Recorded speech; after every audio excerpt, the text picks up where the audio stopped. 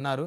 అంటే ఇప్పుడు ఆయన చాలా అంశాలు ప్రస్తావించారు. మీ నాయకుడు రాష్ట్ర ముఖ్యమంత్రి చంద్రబాబు నాయుడు గారు మరి ఆయన చేసినటువంటి అనేక కార్యక్రమాల్లో కూడా చాలామంది చనిపోయారు. అప్పుడేమన్నా మా ప్రభుత్వం మేమేమన్నా చంద్రబాబు నాయుడు గారిని ముద్దాయిగా పెట్టామా? ఇది కావాలని మా మీద ఈ విధంగా మా నాయకుడిని ఇబ్బంది పెట్టడం కోసం ఉద్దేశపూర్వకంగా పెడుతున్నారని చెప్పేసి కేసు పెట్టారు. ఆయన మీద ఆయన ముద్దాయిగా చేర్చారని ఆయన ఆవేదన వ్యక్తం చేశారు. ఏమంటారు సార్?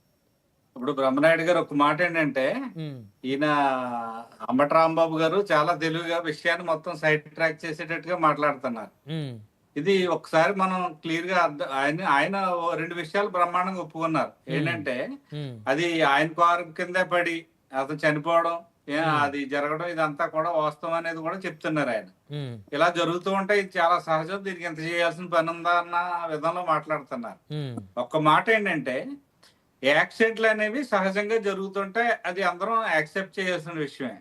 కానీ ఇక్కడ మొత్తం రాష్ట్రం ఒక రకంగా దేశం అంతా కూడా అందరూ చెప్పుకుని బాధపడేది ఏంటంటే, ఒక వ్యక్తి కారు కింద పడి చనిపోయినప్పుడు సాక్షాత్తు ఆ వాహనం మీద అధిరోహించి అందరికి అభివాదం చేస్తున్న వ్యక్తి మాజీ ముఖ్యమంత్రి అయినప్పుడు, ఒక పార్టీ నాయకుడు అయినప్పుడు కనీసం ఇమీడియట్ గా స్పందించి ఆ వ్యక్తిని ఆసుపత్రికి తీసుకెళ్లి ముందు వీలైతే ఆ కార్యక్రమాన్ని ఆపేసుకోవాలి, లేకపోతే ముందు అతన్ని తీసుకెళ్లి అతని ప్రాణాపాయ స్థితి నుంచి కాపాడిన తర్వాత అప్పుడు మిగతా పనులన్నీ అతను నిమగ్నం కావాలి.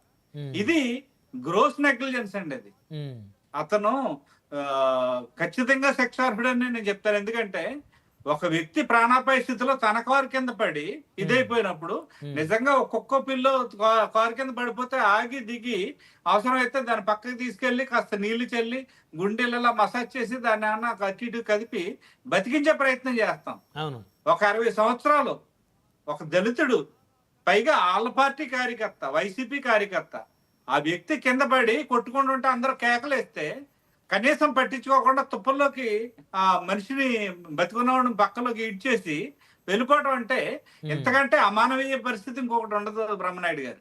సో ఇప్పుడు ఏంటంటే, ఇప్పుడు ఆయన రాంబాబు గారు సీనియర్ అడ్వకేటు, మీకు తెలుసు, మీరు సీనియర్ అడ్వకేటు, వెంకటేష్ గారు సీనియర్ అడ్వకేటు, శివపార్త్ గారు కూడా లా కంప్లీట్ అయినట్టుంది, శివపార్త్ గారు కూడా. సో మీరందరూ కూడా లీగల్గా కూడా ఆలోచించి అది ఏ విధమైనటువంటి కరెక్టు ప్రభుత్వం, ఆ పోలీసులు ఆయన్ని ఒక మాజీ ముఖ్యమంత్రి ఆ కేసులో చేర్చడం అనేది చెప్పాల్సిన అవసరం, బాధ్యత ఉంది మీ మీద. ఇక్కడ మాజీ ముఖ్యమంత్రి లేకపోతే ప్రజెంట్ ముఖ్యమంత్రి అనేది కాదు సార్. ఇక్కడ ఒక వ్యక్తి ప్రమాదానికి గురై తన కారు కింద పడి చనిపోయినప్పుడు, యాక్సిడెంట్ అయ్యి గాయాలు బాగాలేనప్పుడు ఇమీడియట్ గా అతను ఆసుపత్రికి తీసుకెళ్లి అతను కాపాడాల్సిన బాధ్యత, ఖచ్చితంగా మానవత్వం. అది బాధ్యత అనేది పక్కన పెడితే, అసలు మనకు సంబంధం లేకపోయినా వేరే వాళ్ళ కారు కింద కళ్ళ ముందు ఒక మనిషి ప్రాణాలతో విలువెల్లాడుతుంటే మనం చూసినప్పుడు ఖచ్చితంగా అతను మనం సేవ్ చేయాలనేటువంటి ఆలోచన రాకపోతే మీరు అన్నది మానవత్వం బ్రహ్మనాయుడు గారు. అవును. కానీ ఆ కారు తందైనప్పుడు బాధ్యత, ఆ కారు తందైనప్పుడు బాధ్యత అవును అతనిది ఖచ్చితంగా లీగల్ రెస్పాన్సిబిలిటీ.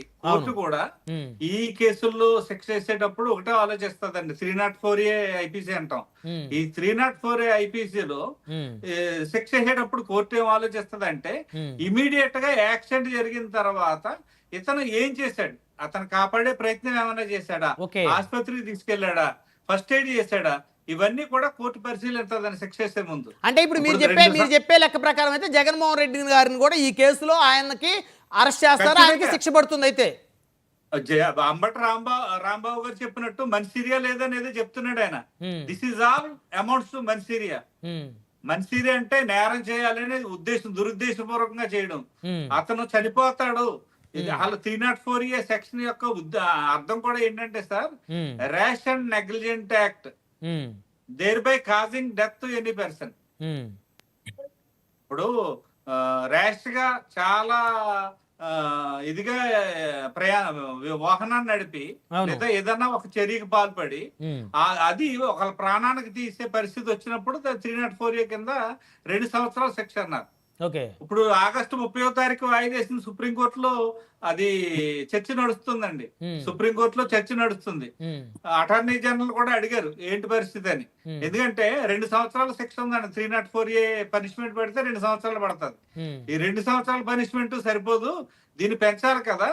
ఒక నిలువెత్తు ప్రాణం చనిపోతే తన నిర్లక్ష్యం వల్ల, వేగవంతమైన ప్రయాణం వల్ల, వేగవంతమైన యాక్ట్ వల్ల ఒక ప్రాణం, నిలువెత్తు ప్రాణం చనిపోతే దానికి 2 సంవత్సరాల శిక్ష చాలా తక్కువ కదా.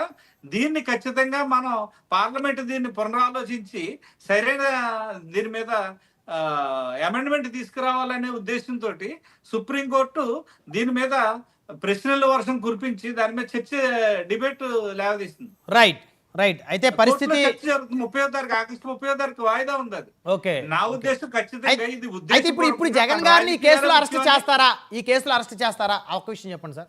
ఖచ్చితంగా అరెస్ట్ చేయాలండి. ఆయన అరెస్ట్ చేయాలి. ఆయనే కాదు, ఆయన స్థానంలో నేనున్నా ఎవరున్నా అరెస్ట్ చేయాల్సిందే. ఆయన ఒక వ్యక్తి తన కారు కింద పడి నలిగిపోయాడు. వాళ్ళందరూ హాహాకారంగా కేకలేస్తున్నారు, అయ్యో పడిపోయాడు మనిషి, ఆపండి ఆపండి అని చెప్తున్నా. ఈయన అభివాదాలు పెట్టుకుంటా వెళ్తున్నాడు. మీకు ఒక విషయం, బ్రహ్మనాయుడు గారి విషయం మీకు జ్ఞాపకం ఉండే ఉంటది. తన తండ్రి విమాన ప్రమాదంలో చనిపోతే హైదరాబాద్ లో అక్కడ కాన్వాయ్ లో వాహనంలో ఎక్కించారు డెడ్ బాడీని ఈ అంతిమయాత్రకి. అవును. ఎవరిది? మన రాజశేఖర రెడ్డి గారు. అవును.